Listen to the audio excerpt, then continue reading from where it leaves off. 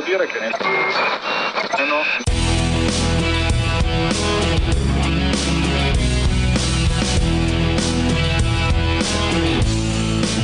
Hey there, everyone. Welcome to the show. Kind of an early one this week. Of course, my shows have been all over the map lately anyway, so totally different audience. Luke is in the chat this morning, and a few other people are watching. But today, and those of you listening to the podcast, you really don't care what time it comes on. But today, Mama Bear's here, Mama Bear Prepper. Good morning. Today, what we're going to do is we're talking with Mark Dixon, who is an author, just recently published a book, Enemy at the Helm. And he sent me a copy of this before it actually came out. Read the book, really cool. Wanted to talk about that a little bit.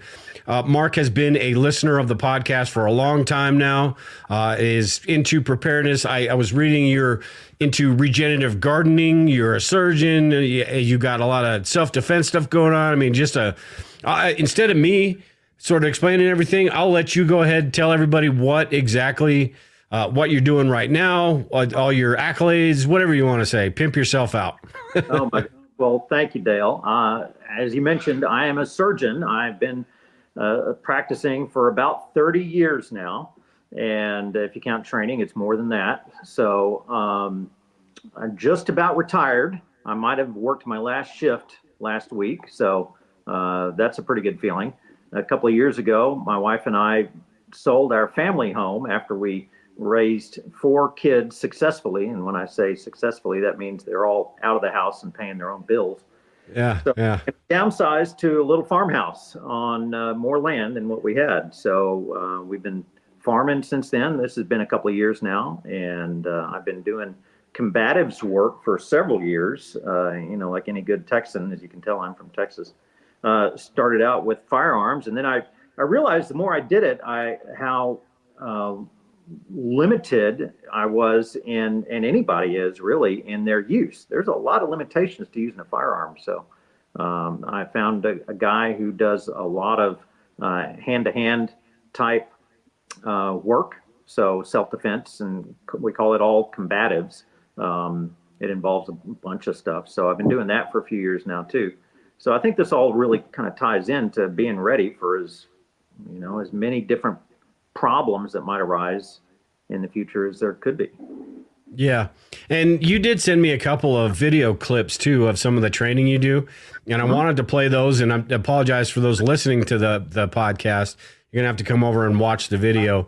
But it shows some of the stuff you do rather than just the standing still and shooting.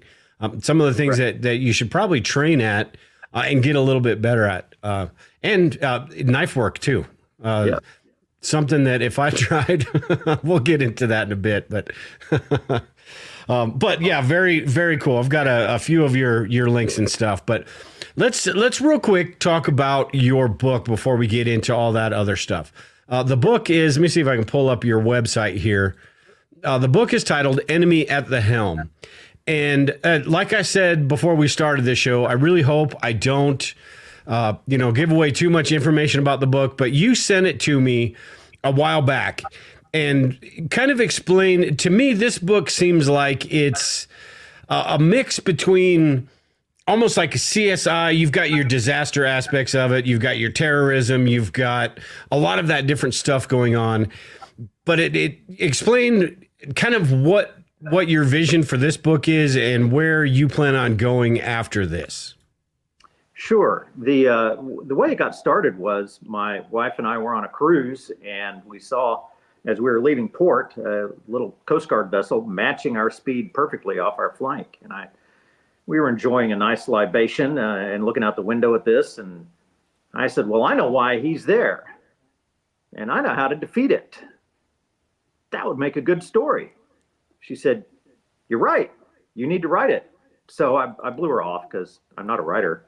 And but once I got some time on my hands, several months later, I said, well, why not? Let's go ahead and do this. And so the story is it revolves around, and I talked about the cruise ship aspect. That's pretty much the beginning of the story, but it revolves around how an ordinary family who's based out of Texas, but they've got a family member in Seattle and another one who's down in South America, are affected by this global disaster that's a man-made terrorism event, and how they are drawn into finding the perpetrators and then dealing with them as best they can.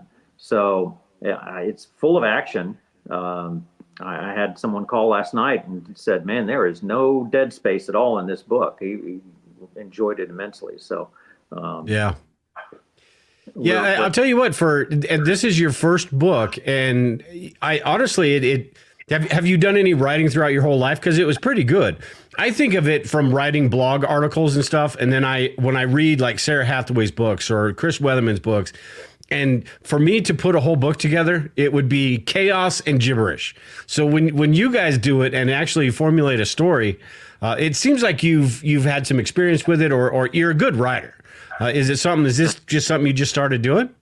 Well, thanks, Dale. I mean, growing up in school, you have to write. I never really enjoyed the assignments I was given, but I just kind of slogged through it. I did have a surgical paper published, it seems like a million years ago now, in a scientific surgical journal, but that's totally different. That's technical writing. And so I haven't really done anything until this. And it's funny that you should mention the chaos of it.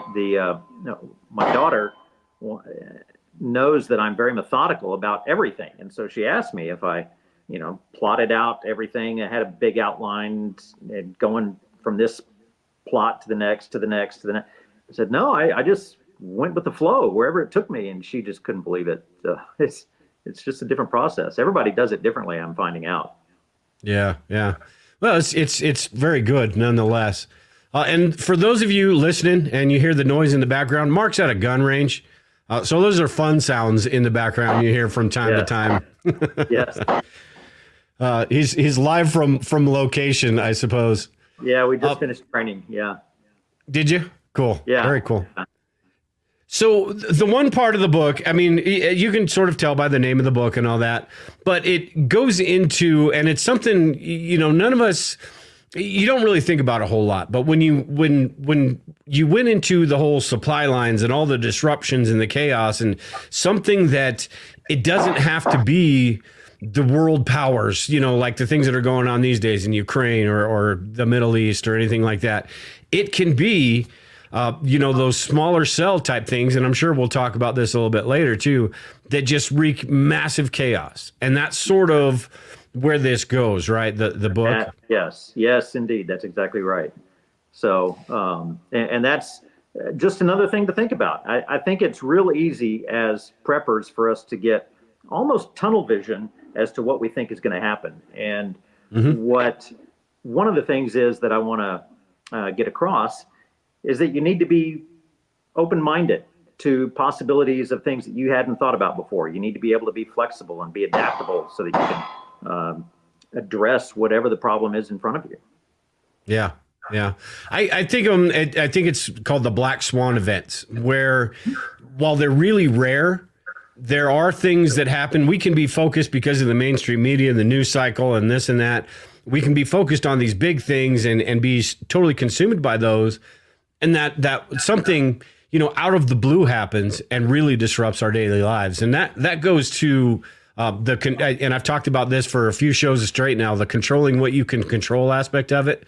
We can't do anything about what Putin's doing. We can't control anything with the Middle East and all that, but we can control our situation at home. And that sort of goes to your training, because that is something that is going to help you personally and your family.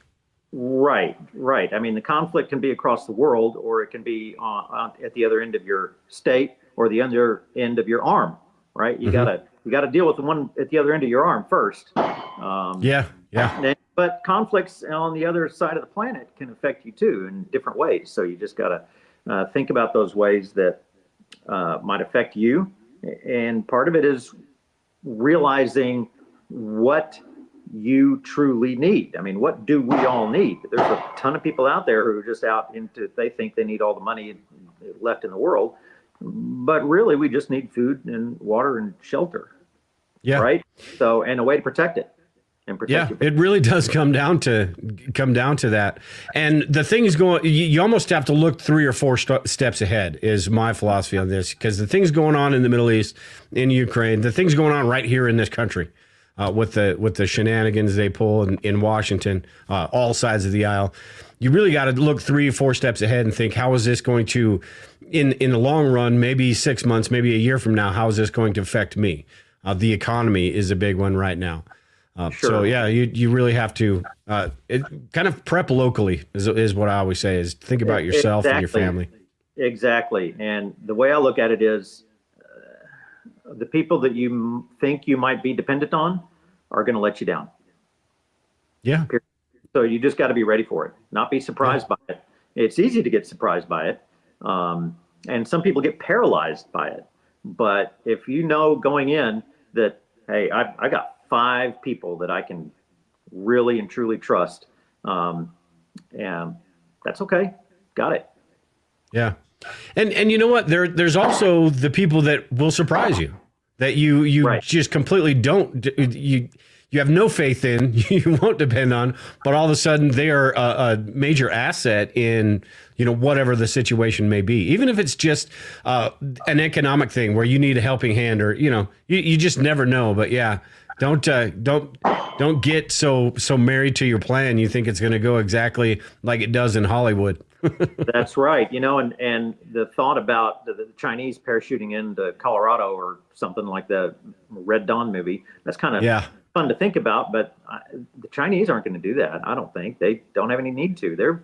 They're so good at pitting us against ourselves that they don't need to do that. They're not going to tell the North Koreans to put an EMP over us, even though they could. I really don't think they are going to do that, because that will initiate all-out war. And why do that when they just destroy us from within? That's what they're doing.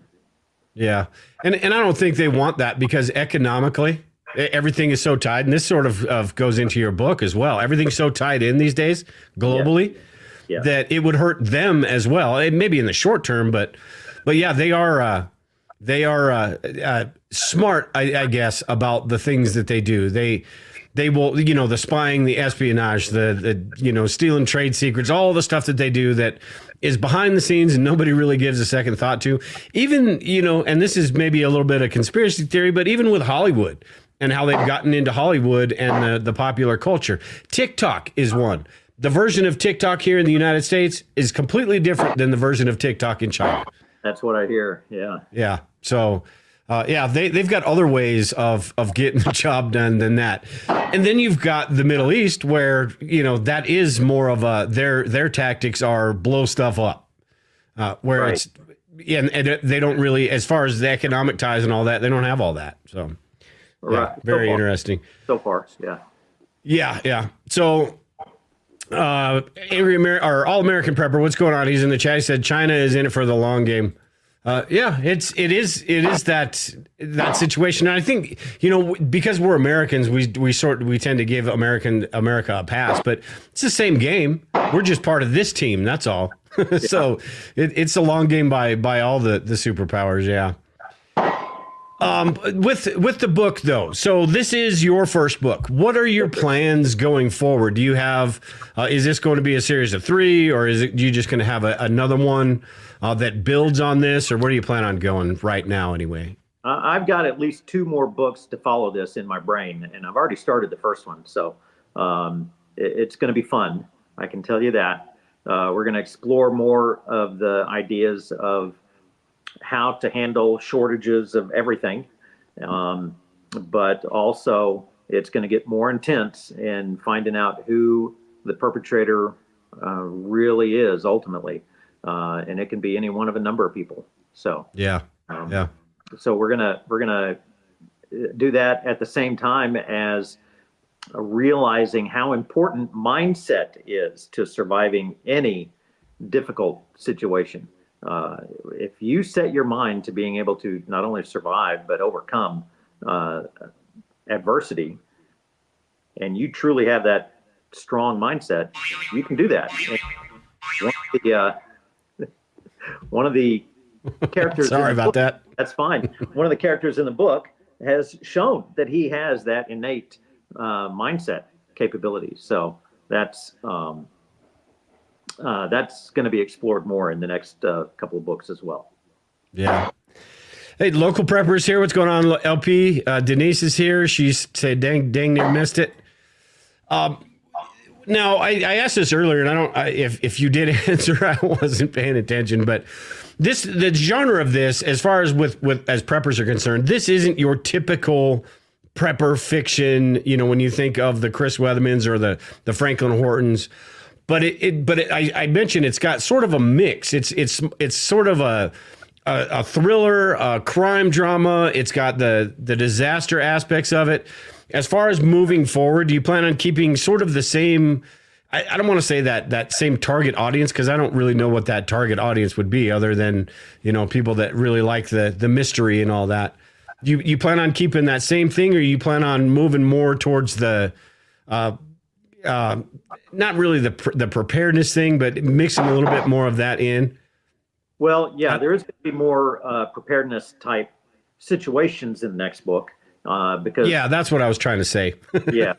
And so I'm planning to illustrate ways that it seemed to work and ways that you probably don't want to try to make happen. So that's going to be part of it, but it's going to be mixed in with still the hunt for the bad guys. So. Which I think is great, because I love prepper fiction too. I don't want to talk crap about prepper fiction, but sometimes it especially when you do a show like mine and you're into prepping all the time, it sort of gets like, okay, yeah, it's almost reads like an instruction manual, which is good for some people. Yeah, it can be formulaic, and I've learned stuff from those, but I thought I would do this a little bit differently.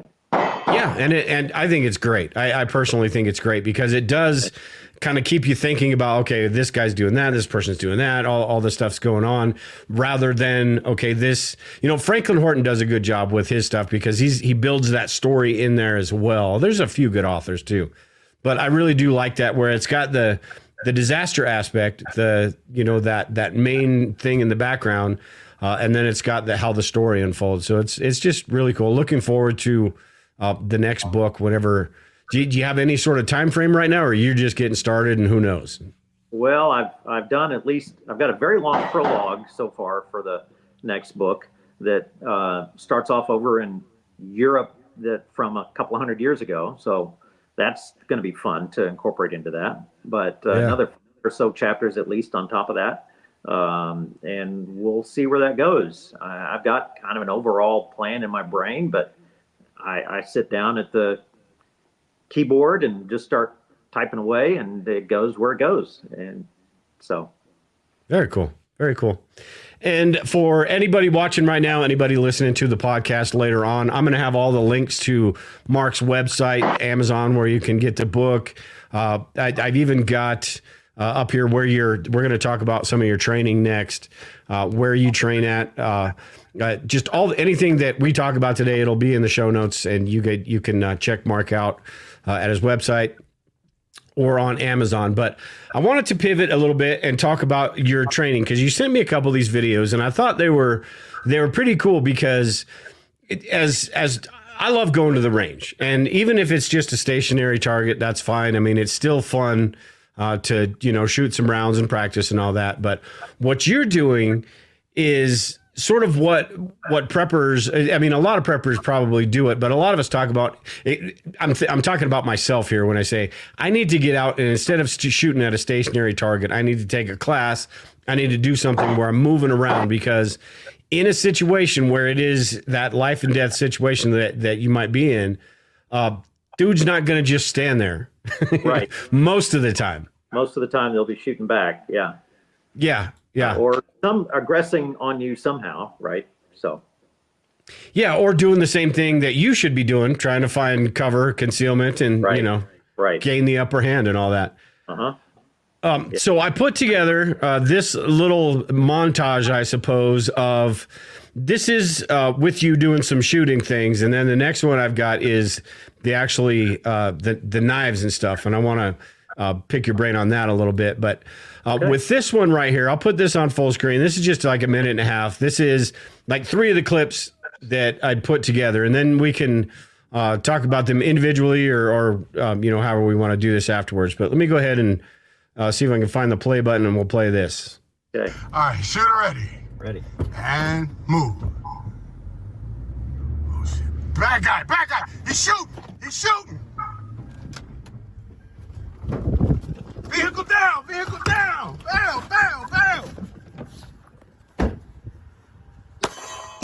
Find that guy, Doc. Find him. Where'd he go? Take his buddy down. Take him down. Boom, boom. Nice. Safely.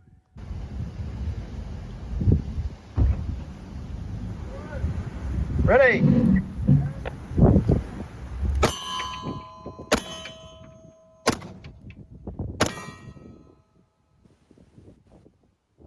Shooter ready. Ready. Bad guy.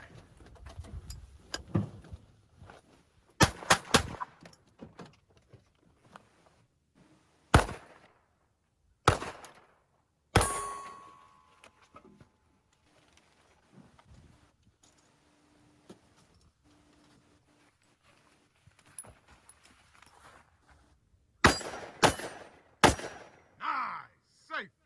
Shooter ready. Ready. And bad guy. What are you doing? Nice.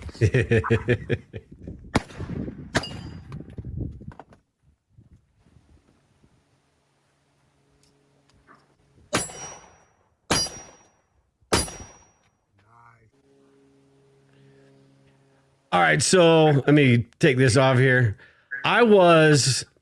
When I first watched that, I was looking at your truck and seeing if there were any bullet holes or anything around it. Because I was like, it's pretty cool how you do that. And for those listening, he was doing drills where he was driving in his truck. One where you ran into the target. The other one where you're shooting out windows and then you get out of the truck and you go around it.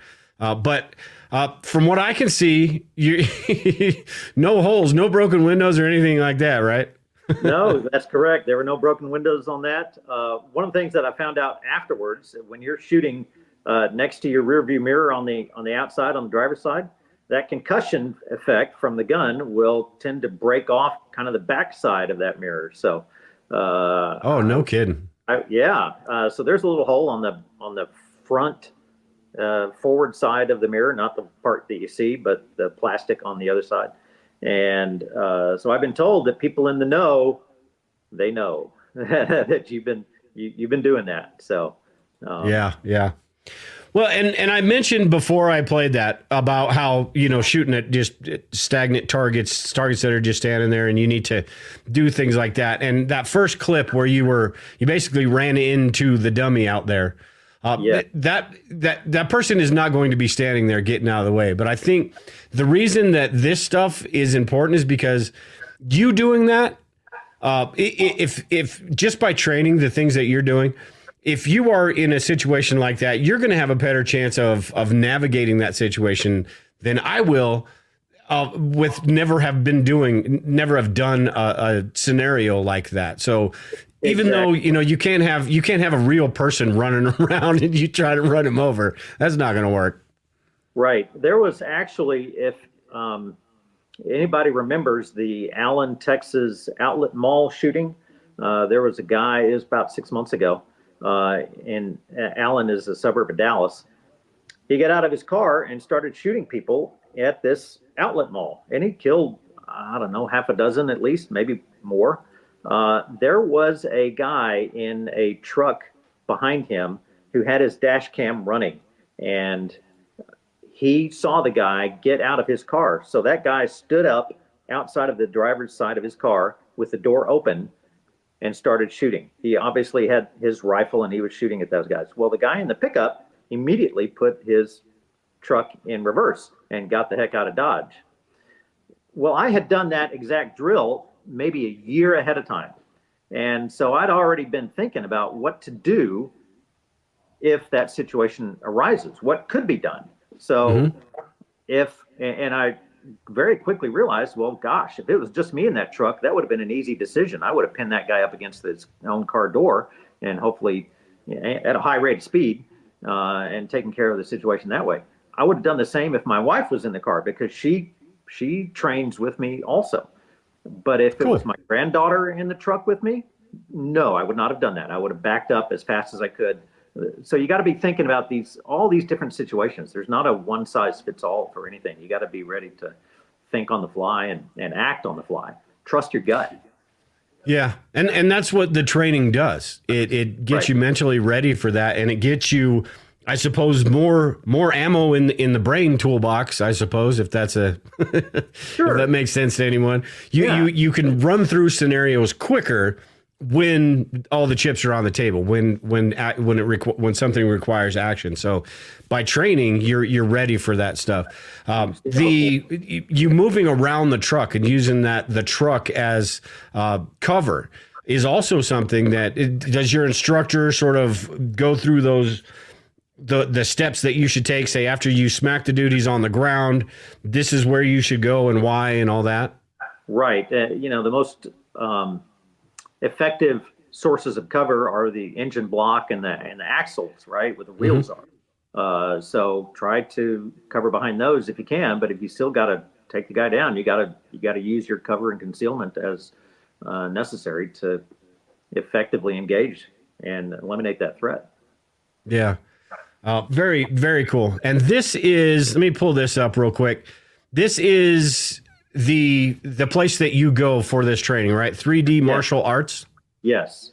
And the owner operator is Larry Stevenson, and he is just an absolute stud. He's former law enforcement, big city SWAT team member and gang unit member and human trafficking team member and canine. I mean, he did everything. So, plus he was a champion bare knuckle, full contact karate fighter, professional fighter. So he's got all of the hand-to-hand stuff too. And so we do a lot of Brazilian jiu-jitsu, Muay Thai, boxing, all the hand-to-hand combatives as well. So generally what I do is one day a week I go and do the hand-to-hand stuff in his gym, or sometimes just lifting or calisthenic type stuff to improve cardio. And then one day a week I'm at the range. That's typically the way I try to do it. Yeah. And is he the one that in a couple of your videos, right? Does he do the firearm stuff and does he do it all basically? All of it. All of it. All of it. Okay. Yeah. He's the guy you want by your side if bad things are happening. Yeah. Yeah. No kidding. I was looking at, I think it's this picture of him. You can see with all the knives right there. Oh yeah. I was like, yeah, that dude. And that's him, right? That's him. Yep. Yeah. Larry. I was like, yeah, I'm going to stick with that guy if things are, going sideways. That's where I'm going to be. Yeah. Good guy. So with that, and I believe this is the same guy you're doing this in this next video I've got. You're doing some knife throwing. Yes. And it's with him as well, right? The instructing Correct. you? Yes. Okay. Let me share this. This one's a little bit shorter, but this is pretty interesting because like I was talking about a minute ago that I don't know, this first shot, you're, 2 feet, 3 feet away from it. And you're nailing the throwing knives. I would be bouncing those off and I'd have one in my forehead or something. But with that stationary target, and I'll go ahead and play, just go ahead and play this. But with that stationary target, it would be a little bit different. But at the same time, your thought process, you'd be thinking about it far before that person got to that point, right? Yes, correct. And the way I look at it is that is just giving you time to create space, and time and space gives you options, right? So that's my way of looking at it. The other way, you absolutely have to think about it. If you're going to be throwing a knife at somebody, there's a very good chance it could be coming back at you. So you have to allow for that too. Yeah. Let me play this because how long have you been doing this? Oh my gosh. These knife videos were, I don't know, a year or two ago. I haven't done a whole lot since then. A little bit. I did some about a month ago. But that is not something I need to practice more. I do need to practice more, but I'm not doing a lot of that lately. Well, I'll tell you what, you were in the videos you got anyway, you were doing pretty well. Let me go ahead and play this instead of just talking about it so everybody can actually see what the hell we're talking about. I'm sure they're in the chat going, come on, play the damn video. Let me go ahead and play this real quick.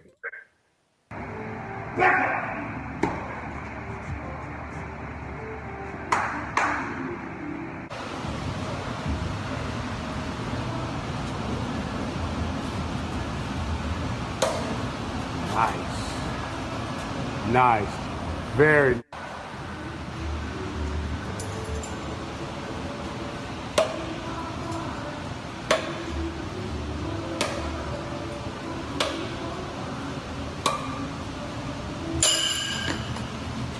Yep, that'd be me.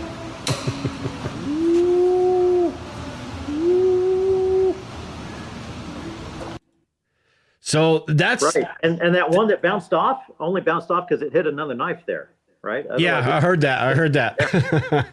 That's you know, somebody standing there, they're not going to let you throw 6 knives at them. But the fact that they all hit, and the fact that you've got that, I suppose it's the muscle memory or whatever that will allow you to, you know, if you see there's a situation evolving, right? The gears are going to be going off in your head. You're going to be thinking about this, and you're going to be thinking about, what do I have? What do I do if this? What do I do if that? So if that situation did come down to you had no other choice, that is something that you absolutely could use for self-defense. Not necessarily to the face, but if you needed to, I mean, right. Sometimes you need to. You can't be aiming for the kneecaps when the dude still coming after you. And to be honest, if someone has a knife that is coming at them that someone else threw, they're going to be moving. You know, yeah. You've interrupted their OODA loop, and all of a sudden their idea, hopefully, of trying to get at you or your loved ones, they might just decide it's not worth it and hopefully go away. But yeah. They're going to be moving. It's going to be changing. They're going to have to think about what to do next. And you've already there. You beat them to the next stage by that point. Yeah. I'll tell you what, if they've got a knife stuck in their chest and you've got another one in your hand, they're definitely rethinking what they're doing, whether you took him out or not. So, yeah, that along with, firearms, the same thing as the knife, along with, being useful, that seems like just like a fun skill to be able to have. And yes. Throwing knives are relatively cheap. You can do it anywhere in your backyard. So right. Definitely. Now, with that, the knife that you had on your back, is that a throwing knife as well, or is that a different, because it looked like it had a handle? It does have a handle, and you can use it for whatever you want. It's a little bit big. It was oriented in a horizontal type holster that is perfect for doing stuff like this. It's big and heavy. It's a little too big for me. A bigger frame guy could probably conceal it better. For me, it kind of sticks out a little bit on either side. But I have carried it around, and so it has a handle, and you can use it for any knife function you want. Doesn't the weight, as far as with throwing knives, the weight of the handle, doesn't that affect how they travel and then stick? Absolutely, and every knife is different in that respect. So their balance is different. Hello, Mr. Fly. And so you have to take that into account whenever you're using it. You have to take into account not only the balance, whether you're throwing it leading with your index finger or your thumb. You can use it different ways. Your distance from the target matters. Whether you're stepping forward with one foot or the other matters. You have to do all of those maneuvers to get an idea of the limitations of the use of that particular knife that you're carrying. Yeah. Very cool. All American Prepper in the chat too. He does a lot of training. He's got a mag group, and he does a lot with airsoft, where they go out and they just have those sort of two separate teams. One's the aggressor and one's defending. Sort of the same thing, but all of that training, I really like. What you were doing, what he does, because it sort of takes you out of your comfort zone. One, it's fun. It looks like it's a blast, but it's also real situations. That one that we played, I believe it was the first part of the first clip, where you were looked like the bed of a truck traveling away from the target. I think you hit 3 out of 4. which is pretty good with a firearm. When I sent that to you, my sound was off, and so I couldn't really tell what I hit. But that was a simulation of where you're running away from a problem, but they're still coming after you. And you just throw yourself in the back of the truck, and you're laying down cover fire as the driver's going away. Yeah, that was my truck too. Yeah. And that is a real, I mean, hopefully it never happens. The odds are something like that would never happen to the average person.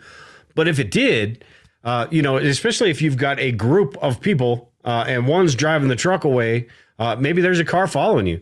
Being able to, while things are not, set, you don't have the exact stance and, everything's not perfect, and being able to hit a target, that's just good training right there. Just good things to do. Not hit your own feet because you're laying down. Yeah. Kind of between your feet sometimes. Yeah. So you've got, other than the firearms and the self-defense and all that stuff, you do quite a few other things as well. I was reading your bio on your website, and I knew that you were a surgeon before, and we talked about that a little bit earlier. That's a fantastic, that medical experience is fantastic in a preparedness sort of, if everything goes to crap type situation, a fantastic skill to have. My wife, Lisa, is a registered nurse. Her brother's a doctor. Her mom's a nurse. So, it's, I joke with Lisa and tell her that's why I married her. Yeah. Keep that. Yeah. But you also do, you call it regenerative gardening. What exactly is that? And I was going to ask earlier, how many acres do you have now? We've got about 35. 35. Wow.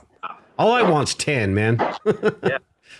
It's good. Part of it is in a floodplain, so you can't do a whole lot with that. But on the other side of that floodplain is another floodplain, so nobody can build across from me. So that's good. That's good. Yeah. So when we bought the place, it had just been in hay for the previous 10 to 15 years. The previous owner, he just farmed hay with it.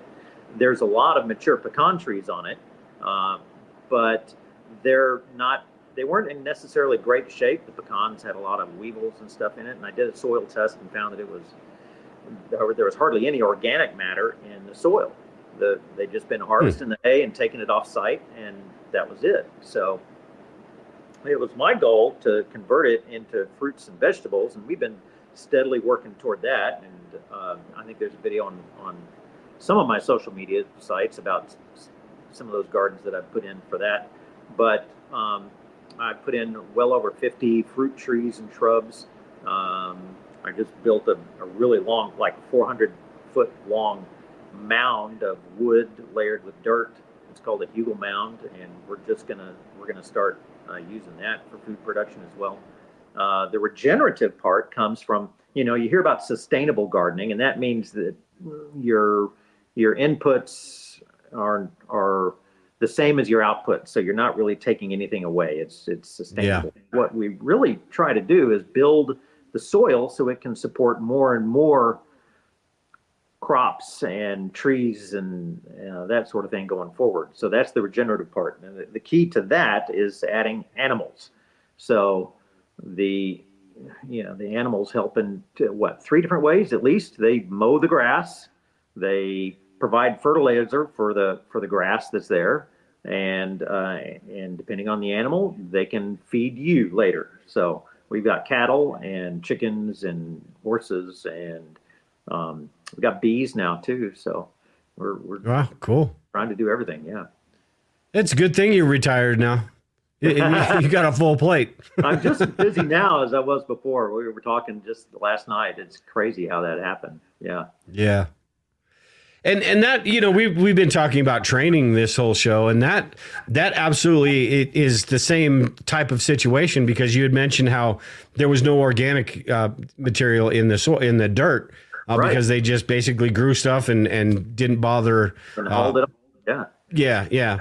And that is that idea people have about gardening. I'm going to grow some tomatoes. I'm going to grow some lettuce, whatever. You just put it in the ground, and then it should grow. And you don't think about how the next time you put something in that same exact spot, what that first thing you grew, how that changes everything and what nutrients that took out of it. So it is that same type of situation. And it could, depending on the situation, be more important of a skill to have than the firearms in a lot of different situations. Being able to feed yourself. I think we talked about that in the beginning, right? It boils down to three things: food, water, and being able to defend all that stuff. Right. Yeah. Being able to protect yourself from the elements, and some of those elements have bad intentions toward you. So that's exactly right. So, and I think everybody will tell you, even the soldiers will tell you, hey, I'm not fighting all the time, period. I'm not. Yeah. And the military actually does a good job of saying, hey, if you're not in active combat or training for active combat, you need to be improving your position. So part of that is being able to grow your own food so that you can not be dependent on the grocery stores when they run out in 3 days, when the local or regional or national disaster hits, and there's no resupply coming. Right. Yeah. Yeah. Yeah, I never really thought about that, but that's an absolutely good point. Yeah, you prepare, you train, you do that stuff, but you got to get, especially if you have, like All American Prepper was saying right here, live food never spoils. That's why it's a good idea to have a homestead. If you've got that stuff, you can go out and train and be able to, run somebody over or shoot from the bed of a truck or something. You got to be able to defend all that stuff. If you got livestock, you got cows, there could be a situation where it does get really bad, and people see that as, that's the new McDonald's right there, and they're coming to get your stuff. Right. Yeah. If there's nothing else, it's, I'm sick of eating squirrels. Look at that big fat cow over there. Well, and they say that in the Depression, all the big game disappeared in a short period of time. The deer and the elk and stuff, and I'm sure the cattle were the same way. I'm sure they had a decrease in the overall number of cattle during that time for the same reason. Yeah, and see, we've got, I talk about this all the time, but we've got deer that roam through our yard, our property here all the damn time. But I think that if it did get so bad where the shelves at the grocery stores weren't stocked or anything like that, especially out here where I live, and the rural areas where everybody owns a gun and knows how to hunt and all that, the deers that roam through my yard every single day, probably 2-3 days, and they'd be gone, because everybody'd be thinking exactly the same way as me. I'm getting mine while I can. Right. And you don't have to use a gun on those either. I mean, if you're good with a bow and arrow, then it's a quieter and you're not attracting as much attention. So yeah, I've got my compound bow, and I haven't practiced in a while, but yeah, I could perch myself on the roof in a little ghillie suit or something like that, and well, and that's another potential self-defense weapon that you can use too. Yeah, quiet. Silent. Yep. Yeah. So it's thinking about all that stuff, and it's a very cool conversation, because it is that stuff that, we talk about all the, and we're going to talk a little bit about it here before we get out of here, but we talk about all the stuff going on all over the world, and we got to do this, we got to do that, and this concerns me and that concerns me. But everything we've been talking about today is sort of how you, I don't want to say solve those problems, but it's how you work on those issues without focusing on those issues.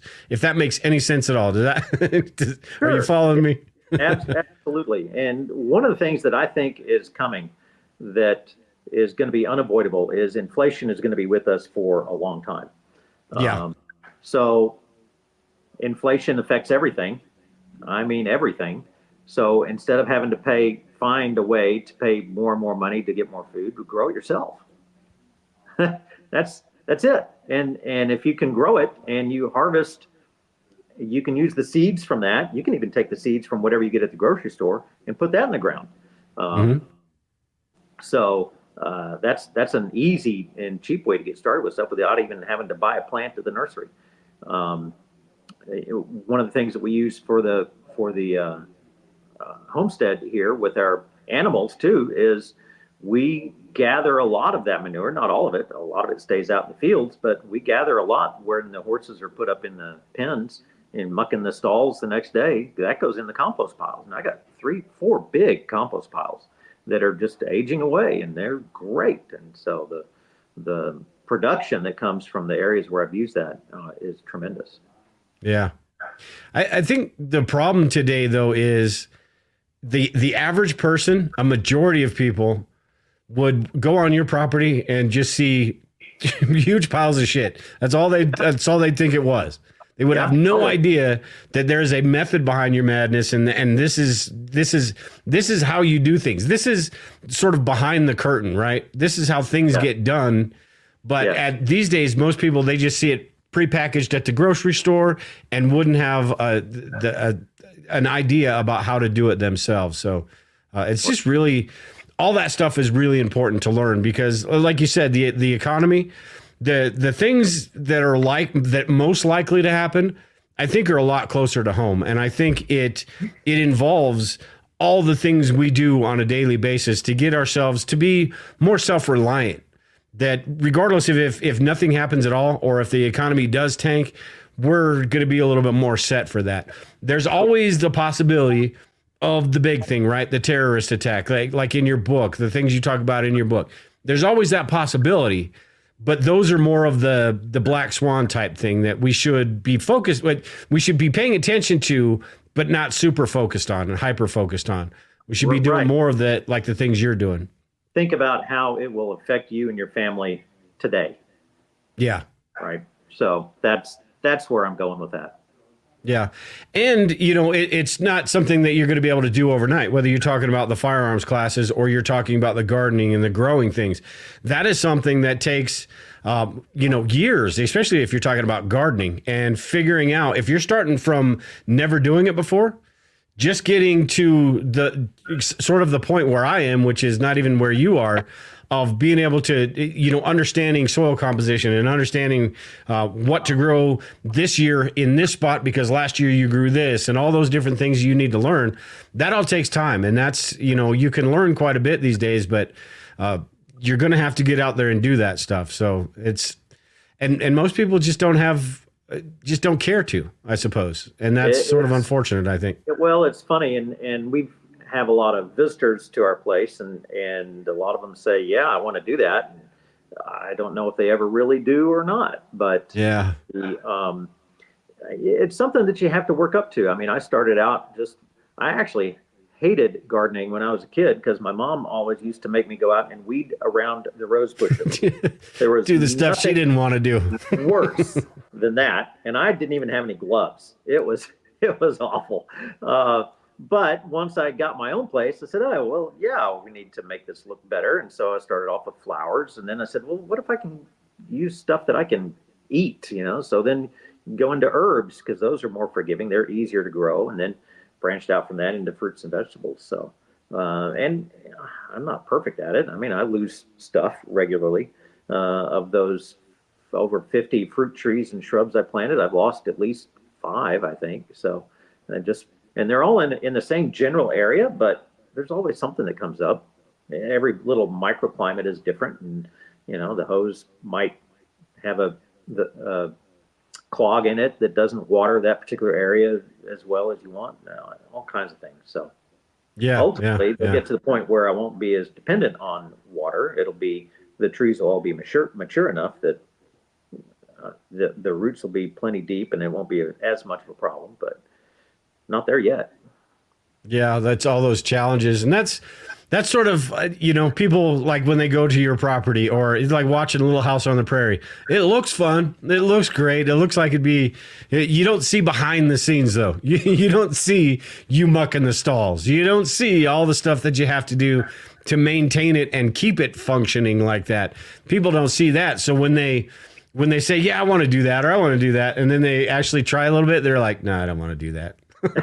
Well, and a big part of it too is figuring out what kind of plants grow in your area, what will do well and what won't. Yeah. And there's a lot of information out there that can be very helpful, but it's not 100% accurate necessarily for your place. One of the things that I found last year that I learned from Jack Spirko was a squash called a tromboncino squash. And we had maybe, I don't know, a dozen of those squashes last year. And this year we've had 4 or 5 times that. Wow. And they're big. They're like 3 foot long squashes. You can do very well by holding on. Good to those. Lord. Yeah, they're huge. So I have a little bit on my social media sites of a video that goes through the raised gardens and ends up on some of those tromboncino squashes. Yeah. Hey, Vision's here in the chat. I was on with Vision last week. That's right. You said they don't like the real work. Vision is sort of that rural. Vision is he loves the firearm stuff, all the training stuff. He's got his own YouTube channel as well. A very cool guy. But what was I going to say before Vision interrupted me? I can't remember now. He was talking about the real work, and then you were talking about how it changes from year to year. You think you can't really depend on, hey, I've got this much and I'm going to harvest this much, it's going to be fine, because you never know. Some things just aren't going to work out. Some things may work out better. This year, I got hosed because of hail. Right? I mean, Colorado's weather this year has been... It felt like I lived in Oregon or something. It was insane this year. We got hail so many times that most of everything that I was growing, and I don't grow, I probably got a half an acre worth of stuff that I grow. Most everything was toast, other than, some potatoes. I think I had a tomato plant and squash. Those suckers grow everywhere.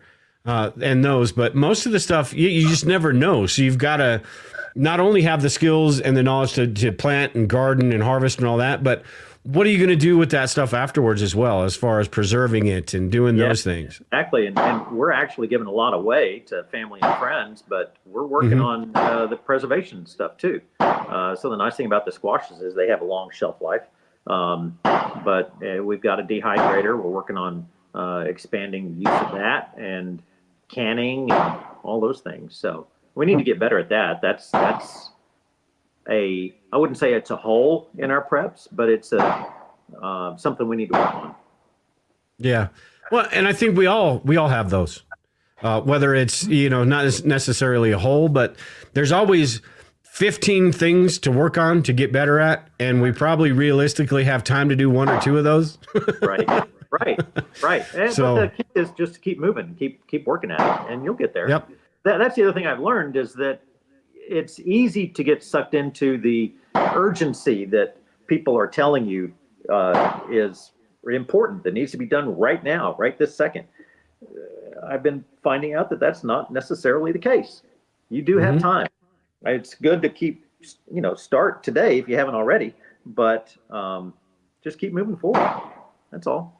The more you do. I talk about the fear mongering all the time, that you got to do this or you're going to die. You got to get it now. If you haven't started, I get emails still to this day. I used to get a bunch of them, but people saying, you're telling people to just start prepping. If people haven't started now, it's already too late. And I'm like, I don't even respond to them. It's like, you know what?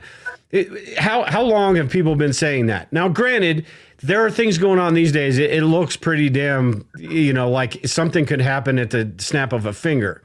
Sure. But it's probably been that way before as well. So the truth is we just don't know. And move in the direction you can, do it at the pace you can and all that. What was that? Sorry. Sure.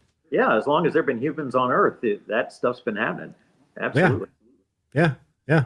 And there's a lot of these situations that won't affect us personally. I talked about this, I think it was last week with Vision, and we were talking about the southern border. There are terrorist attacks that maybe happened in New York City or somewhere in other state that happen, but they don't directly affect you. Now, the big picture, they might change some things, but they don't directly affect you. So you really do have to prepare for those things that could directly affect you. And it goes back to what you were saying before, that food, the water, and the ability to protect it. It all comes down to that and your family.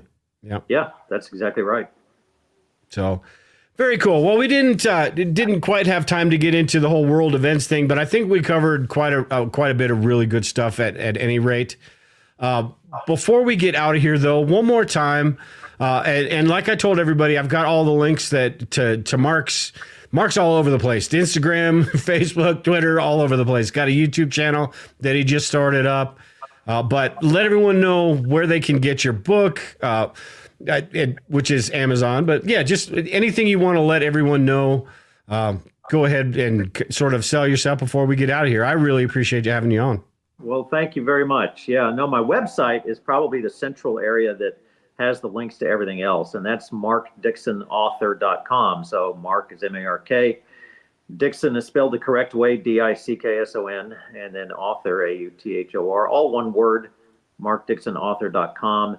It's got links to my social media there, and underneath at the bottom of that page, it has links to the retail sites. So Amazon, Barnes & Noble, I think Books A Million's on there. There's several, and they probably will not have it in stock, but if you go online, they can certainly order it for you and have it in your hands within a few days. So that would be the easiest way to go. All this social media stuff I was not involved in at all before I got into this book stuff. My publisher said, "You need to do it," and I said, "Yes, ma'am." And so I'm working on that. It's pretty rough right now, I think, but as time goes on, I feel like I'm getting a little better. So I'm going to continue doing that every 2 or 3 times a week, I hope. I've got a lot of material ready to go. The other thing I was going to say is if you go to my website at markdixonauthor.com, you can get, if you enter your email, you will get the first 3 or so chapters of the book. And I've had people say they've done exactly that and they're hooked, and then they have to go order the book. You will also get on a list for a newsletter, and I'll be starting that sometime within the next month or so. Kind of a blog/newsletter combination thing. Yeah, very cool. Yeah, I'm with you on social media. If it wasn't for me being online doing this stuff, I don't know how much I'd be doing it. But yeah, it's the nature of the beast these days. You gotta do it. So yeah, that's what they say. And with your book too, you had sent me, you had contacted me quite a while ago about it, and I was redoing the Bug Out Location membership website and doing a lot of things, and I sort of put it off. And then you got back a hold of me, and I was like, oh man, I completely forgot about that. I started reading it thinking, okay, I hope I can get this read. We'll see. I'm not going to guarantee anything. I think it was like 3 days I finished the book. I mean, it was that good. It was, just a really good read. So I enjoyed it. Can't wait for the next one. And I don't read a lot. So, all right. Thanks. So with that, Mark, I appreciate you being on today. A lot of people in the chat have said thanks. Vision, subscribe to your YouTube channel. I think I did today too. So I think you're up to like 10 now. I know you just started that. All right. Pressure's on now. Yeah. Hey, we'll see where you are in a year though. Like you said, you just started all this stuff, so you never know where it goes. Yeah. Especially if your book is as popular as I think it will be. I mean, you never know. Pretty soon you'll be one of the big guys on the block. Well, that would be interesting. I never had any idea a year ago when I was even shopping it to a publisher that I would be in this situation right now. And it is an Amazon bestseller. It actually became a bestseller within 24 hours of its release. So I'm pretty proud of that. Yeah, no kidding. Yeah. So we'll see what happens. Yeah. Well, best of luck. Yeah, I appreciate being on. And if you have another book, or even if you just want to get on and shoot the breeze, you're welcome back on the show at any time. It was a great conversation with all the stuff you're doing, and the training and the gardening and all that stuff. Very, very neat. Love getting the real man's perspective on things rather than the guy that knows it all, basically. I'm not going to call anyone out, but. Thank you. I appreciate that. This has been a lot of fun. I'd love to come back anytime. Yeah, absolutely. Everyone in the chat, appreciate you guys all joining in today. If you have any questions, email me, or you just saw on Mark's website, he's got a contact form there as well. You can get a hold of him. It's got his book on Amazon all over the place. But with that, I think we are done today. Mark, stick around for a couple minutes. Sure. But everyone else, take care and prepare. And we will talk to you all later.